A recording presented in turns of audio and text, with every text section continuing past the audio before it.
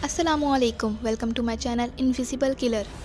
आज जो मैं आप लोगों को कहानी सुनाने जा रही हूँ वो है लंगड़ी चुड़ैल। नीलम शहर की एक बड़ी बिल्डिंग में एक किराए के मकान में रहती थी। इस मकान में उसका और कोई भी नहीं था और वो हामला थी। एक नन्ही सी जान उसके अंदर पल रही थी। उसका शौहर फौत हो चुका था। वो सिलाई करती थी। इस तरह वो अपनी ज़िंदगी गुजार रही थी। ऐसे ही दिन गुजरते गए और वो दिन आ गया जब उसकी एक बेटी ने जन्म ले लिया। दाई भी परेशान हो गई कि जिस लड़की ने जन्म लिया है वो लंगड़ी है। एक पाँव दूसरे पाँव से काफ़ी छोटा है और उसकी शक्ल भी बदसूरत है। दाई को कुछ ठीक नहीं लगा। वो बहुत डर गई, ये कैसी बच्ची है। और उसकी माँ भी परेशान हो गई, ये कैसी बच्ची ने जन्म ले लिया है मुझसे, लेकिन अब वो मेरी बेटी है। वक्त गुजरता गया, वो बच्ची बड़ी होने लगी, लेकिन वो अच्छे से चल नहीं सकती थी। बहुत मुश्किल से चलती थी, वो भी आस्ता आस्ता। उसकी माँ उसका और अपना गुजारा सिलाई करके करती थी। बिल्डिंग में और भी लोग मौजूद थे, उनके भी बच्चे थे, लेकिन सब उसको देखकर डरते थे। कोई भी माँ बाप अपने बच्चों को उसके साथ नहीं खेलने देते थे। वो बच्ची अकेले रहती थी और बहुत रोती थी जब कोई भी ना उससे बात करता और ना खेलता था। उसकी माँ भी बहुत परेशान रहती थी जब लोग बातें करते थे कि ये कैसी बच्ची है जो इतनी खौफनाक है, ये कोई इंसान नहीं कुछ और ही है, कैसे जन्म लिया इसने उस औरत से। ये सब बातें उस बच्ची की माँ लोगों से सुनती थी और बहुत रोती थी। नीलम को भी खुद पर अफसोस होता था कि क्या करूँ इस बच्ची का, क्यों उसने ऐसा जन्म लिया। खैर, अब उस बच्ची के साथ ज़िंदगी गुजारनी है और उसके लिए मुझे जीना होगा। नीलम ने अपनी बेटी का नाम मारिया रखा। मारिया अब बड़ी होने लगी और घर से बहुत कम निकलती थी, लेकिन जब भी निकलती थी तो कोई भी उसे उसके नाम से नहीं पुकारता था। सब उसे लंगड़ी लंगड़ी बुलाते थे। वो इस बात पर बहुत रोती थी। कोई भी उसे पसंद नहीं करता था। सब उसे बहुत तंग करते थे। वो अपनी ज़िंदगी से बहुत तंग आ चुकी थी। एक दिन मारिया अपने घर से बाहर निकली। बाहर बच्चे खेल रहे थे और मारिया को देखकर बच्चे बहुत डर गए, खौफज़दा होने लगे और रोते हुए सब बच्चे अपने घर की तरफ भागने लगे। ये देखकर मारिया बहुत अफसुर्दा हो गई। जब बच्चे घरों को रोते हुए गए तो घर वाले और भी परेशान हो गए और समझ गए ये ज़रूर उस लंगड़ी लड़की से डर रहे हैं। तमाम बिल्डिंग वाले इकट्ठे हो गए और सब नीलम के घर पहुंच गए। बिल्डिंग वालों ने नीलम से कहा, या तो तुम दोनों बिल्डिंग को छोड़ दो या फिर लंगड़ी बेटी को सिर्फ घर में बंद रखो। हमारे बच्चे उसको देखकर डर जाते हैं और बहुत रोते हैं, खेलने के लिए बाहर भी नहीं निकलते। इसने सबको परेशान किया हुआ है। नीलम ने कहा, ये मेरी बेटी है, उसका घर में मन नहीं लगता, ये भी इंसान है, कैसे रोक लूँ उसको। मैं भी माँ हूँ, मैं भी उसे खुश देखना चाहती हूँ। क्यों आप लोग मेरी बेटी से डरते हो, ये भी हम सबकी तरह इंसान है। बिल्डिंग वाले कहने लगे, ये इंसान है लेकिन हम जैसी नहीं है, ये बहुत खौफनाक है, इसकी शक्ल और इसके पाँव से बहुत डर लगता है। आप उसको घर में ही रखा करो। अगर आज के बाद ये बाहर निकली तो हम आपको इस बिल्डिंग से निकाल देंगे। मारिया कमरे में ये सब बातें सुन रही थी और बहुत रो रही थी। नीलम मारिया के पास गई और उसे समझाया, लेकिन मारिया रोते ही जा रही थी। बहुत मायूस हो चुकी थी।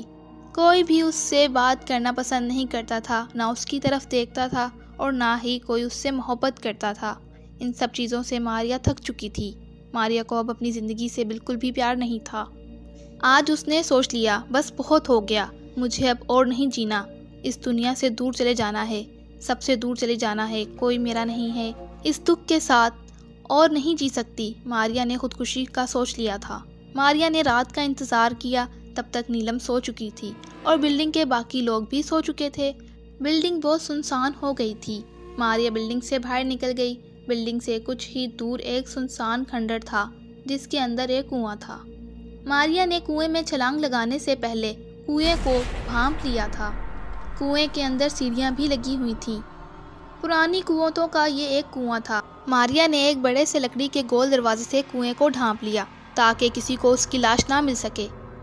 फिर अंदर सीढ़ियों से कुएं में छलांग लगा दी और मर गई। मारिया की माँ अगली सुबह उठी तो उसे मारिया कहीं भी नजर ना आई। उसने बिल्डिंग के बाहर भी मारिया को तलाश किया पर वो ना मिली। वो बहुत परेशान होने लगी और हर जगह मारिया को तलाश करने लगी, लेकिन नीलम को मारिया कहीं भी ना मिली और ना ही मारिया की कोई खबर मिली। तो वो रोने लगी और बिल्डिंग वालों को बताया, मेरी मारिया बेटी नहीं मिल रही है। कुछ लोगों ने तलाश किया लेकिन मारिया किसी को भी नहीं मिली। काफ़ी दिन तलाश करने के बाद जब मारिया ना मिली तो नीलम हिम्मत हार बैठी और बीमार हो गई, और इसी बीमारी में नीलम भी इस दुनिया से रुखसत हो गई। बिल्डिंग के लोगों को ज़्यादा दुख नहीं हुआ, ज़्यादा लोग तो खुश हो रहे थे। चलो जान छूटी माँ बेटी से। इन दोनों से पूरी बिल्डिंग तंग थी, किसी को भी सुकून नहीं था। अब हमारे बच्चे भी सुकून से बाहर खेलें कूदेंगे। काफ़ी अरसा ऐसे ही गुजर गया। फिर एक दिन कुछ नौजवान तालिबे इल्म इस बिल्डिंग में रहने के लिए आए थे, जिनमें इरम, परी, सिराज, अली और मनान थे। ये सब एक प्रोजेक्ट के लिए कॉलेज की तरफ से आए थे, जो यहाँ इस बिल्डिंग में पूरा करना था। उन सबको यहाँ फ़ोटोशूट भी करना था, जो प्रोजेक्ट के लिए बहुत ज़रूरी था। कुछ दिन ये सब बिल्डिंग में प्रोजेक्ट में मसरूफ़ रहे। परी ने कहा, हमें अब आगे का काम फ़ोटोशूट के साथ करना होगा, चलो कहीं बाहर चलते हैं। ये सब लोग बिल्डिंग से बाहर निकल गए और आसपास की जगहों पर घूमते रहे, लेकिन कोई अच्छी जगह समझ नहीं आ रही थी। सिराज की नज़र अचानक उस सुनसान खंडर पर पड़ी। सिराज बोला, वो देखो खंडर, वहाँ चलते हैं, वहाँ अच्छे फ़ोटोशूट हो जाएंगे। ये सब नौजवान खंडर की तरफ बढ़ने लगे। वहाँ हल्का हल्का अंधेरा था। सब ने अपनी अपनी लाइट्स ऑन की फ़ोटोशूट के लिए। सबके पास अच्छे अच्छे कैमरे मौजूद थे। कुछ देर फ़ोटोशूट करते रहे। अली की नज़र कुएं की तरफ पड़ी और वो अकेला उस तरफ चले गया। बाकी सब फ़ोटोशूट में मसरूफ़ थे। अली ने देखा, ये कुएं को ढांप क्यों रखा है। इस तरह अली ने लकड़ी के गोल दरवाजे को जोर लगाकर साइड पर किया और अंदर कुएं में लाइट से रोशनी की, तो अचानक पानी उबलने लगा। अली ये सब देखकर बहुत हैरान हुआ कि आखिर ये पानी उबल क्यों रहा है। पानी में अली को हड्डियां नजर आईं, जिन हड्डियों पर अचानक से गोश्त चढ़ने लगा। अली की आंखें बाहर आ गईं। अली को चुप सी लग गई थी। उसने देखा मुकम्मल गोश्त हड्डियों पर चढ़ गया है। उसने जोर से चीख मारी और अली एक डर से झटके से कुएं में गिर गया। अली जब कुएं में गिरा तब तक लंगड़ी चुड़ैल का गोश्त उसकी हड्डियों पर चढ़ चुका था। सबको अली की मदद की आवाज़ आई। अली मदद के लिए पुकार रहा था। सब कुएं की तरफ भागे तो देखा अली पानी में डूब रहा है और एक खौफनाक चुड़ैल भी उस कुएं में मौजूद थी। चुड़ैल ने वही अली को पकड़ा और उसकी गर्दन में अपने लंबे खौफनाक दांत गाड़ दिए। अली की गर्दन से खून जारी हो गया।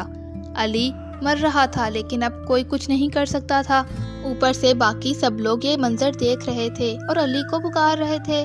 सब सदमे में चले गए। अचानक ये सब कैसे हो गया। अली अब मर चुका था। लंगड़ी चुड़ैल ने एक नज़र उन सबको देखा और सीढ़ियों के जरिए ऊपर की तरफ चढ़ने लगी। वो सब खंडर से बाहर की तरफ भाग रहे थे और बिल्डिंग में जाकर सांस लिया। वहाँ सब बैठकर रोने लगे, सदमे में थे। ये सब क्या हो गया, हमारा दोस्त हमसे दूर हो गया। अचानक वो चुड़ैल कहाँ से आ गई और वो कुएं में क्या कर रही थी। सिराज कहने लगा, हमें यहाँ से वापसी चले जाना चाहिए, वरना बहुत कुछ हो सकता है। रात बहुत हो गई है, हमें अब सोना चाहिए। सब अपने अपने रूम में चले गए। कोई भी इस सदमे से सो नहीं पा रहा था। इरम और परी अपने कमरे में थे। मनान बाहर था, परेशान था, इसी बारे में सोच रहा था।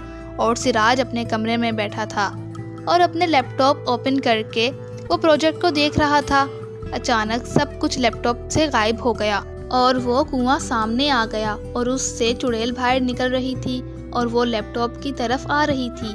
सिराज परेशान हो गया, ये क्या हो रहा है और ये चुड़ैल कैसे इधर आ रही है। ये देखते देखते वो लंगड़ी चुड़ैल लैपटॉप की स्क्रीन से बाहर निकलने लगी, कमरे में दाखिल हो गई। सिराज दरवाजे की तरफ भागने लगा। लंगड़ी चुड़ैल ने अपना हाथ लंबा किया और सिराज को पीछे गर्दन से पकड़कर अपनी तरफ खींचा और सिराज के पाँव को पकड़कर तोड़ दिया। सिराज की आवाज़ भी नहीं निकल रही थी, वो जिंदा लाश बन चुका था। पुकारना चाह रहा था, लेकिन किसी को कुछ भी खबर नहीं हो रही थी। लंगड़ी चुड़ैल ने अपने दोनों हाथों से सिराज के मुंह को इतनी जोर से दबाया कि सिराज का पूरा मुंह वहीं फिस गया और सिराज वहीं मर गया। इस कमरे में अब सिर्फ सिराज की लाश मौजूद थी। जब मनान सोने के लिए कमरे में वापसी गया तो देखा सिराज की लाश जमीन पर पड़ी है और सिराज का सर मुकम्मल कुचला हुआ है। मनान ने चीखें मारी। उसके दो बेहतरीन दोस्त मर चुके थे। मनान रोने लगा। चीखें सुनकर इरम और परी कमरे से बाहर आ गईं। इरम और परी की भी चीखें निकल गईं। सिराज को इस हाल में देखकर काफी देर तक तीनों दोस्त रोते रहे। उन्हें कुछ भी समझ नहीं आ रहा था अब क्या किया जाए। ईरम और परी कहने लगी, हमें कल ही यहाँ से निकल जाना चाहिए। मनान बोला, नहीं, ये लंगड़ी चुड़ैल अब हमें नहीं छोड़ेगी। हम चाहे कहीं भी जाएं, ये वहाँ पहुँच जाएगी। उसको हमने ही वापसी जिंदा किया है और अब हम ही इसको वापसी मुर्दा करेंगे। ईरम बोली, तो हम क्या करें अब? मनान कहने लगा, कल का इंतज़ार करते हैं। हम वापसी इस खंडर में जाएंगे और लंगड़ी चुड़ैल को वहीं ख़त्म करेंगे। ये आखिरी हल है। अगली सुबह तीनों दोस्त खंडर में पहुंच गए और लंगड़ी चुड़ैल को तलाश करने लगे, लेकिन वो चुड़ैल कहीं भी नजर नहीं आ रही थी। परी ने आवाज़ लगाई, लंगड़ी चुड़ैल आ जाओ। तभी लंगड़ी चुड़ैल एक तरफ से परी की तरफ बढ़ने लगी। परी बहुत डर गई। मनान और ईरम दूसरी तरफ थे। परी भागने लगी तो लंगड़ी चुड़ैल ने अपना लंबा हाथ किया और परी का एक पाँव पकड़ लिया और अपनी तरफ खींचने लगी। परी रोने लगी, मुझे छोड़ दो। लंगड़ी चुड़ैल परी के पास आई और परी की दोनों आंखें फोड़ दी।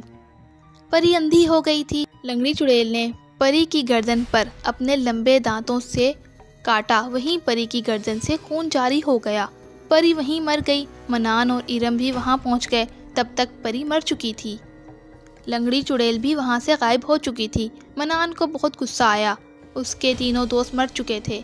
मनान ने ईरम से कहा, अब इस चुड़ैल को मारने का एक ही तरीका है, इसको वापसी कुएं में डाला जाए। ईरम, तुम एक तरफ छुप जाओ, मैं लंगड़ी चुड़ैल को बुलाता हूँ। ईरम एक तरफ छुप गई। मनान ने आवाज़ लगाई, लंगड़ी चुड़ैल आ जाओ। तब भी लंगड़ी चुड़ैल आ गई और मनान की तरफ बढ़ने लगी और मनान कुएं की तरफ बढ़ने लगा। मनान ने कुएं में छलांग लगा दी।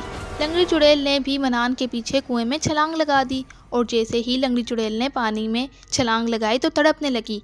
पानी उबलने लगा और लंगड़ी चुड़ैल चीखने लगी। मनान जल्दी से सीढ़ियों से ऊपर कुएं की तरफ बढ़ने लगा। लंगड़ी चुड़ैल भी सीढ़ियों पर चढ़ने की कोशिश करने लगी।